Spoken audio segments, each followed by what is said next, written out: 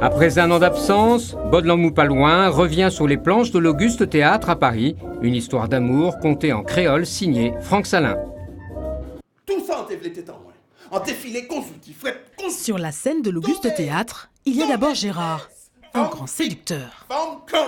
En rap, en régime, tombé jeunesse. Son destin bascule le jour où il rencontre Léna. Depuis jour là moins vrai au Gérard. Léna pas Léna encore.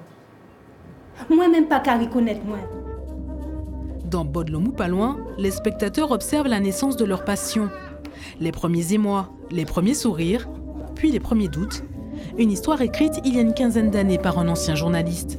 Témoin de discussions sur les vestiges de l'esclavage organisées par une psychologue, Franck Salin s'est nourri des échanges.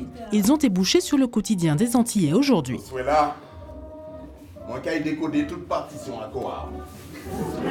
Guadeloupe, Martinique, on est des sociétés issues de l'esclavage où cette question du couple n'est pas simple. Dans nos cultures, on ne dit pas facilement les choses qu'on éprouve, ce qu'on a au fond du cœur. Ce poème à deux voix a d'emblée séduit les comédiens. Moi, j'aime beaucoup la poésie et j'aime le conte aussi. Donc, dans ce texte, je retrouve ces notions-là. Donc, parfois, je me retrouve je suis assez bien servi, en fait. J'ai trouvé ça super intéressant de voir une histoire d'amour vue par un homme, en fait. Souvent, ce sont les femmes qui écrivent. Et là, le point de vue d'un homme antillais était très, très intéressant.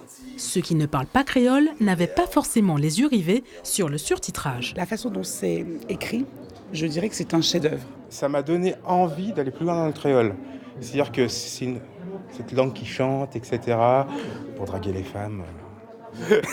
C'est extrêmement coloré et j'ai commencé à comprendre les blagues parce qu'on comprenait quand les gens riaient, alors que les blagues n'étaient pas forcément dans les sous-titrages, donc c'était intéressant. Baudelon pas loin, que l'on pourrait traduire par « On peut encore espérer dans l'amour », en tournée en Île-de-France.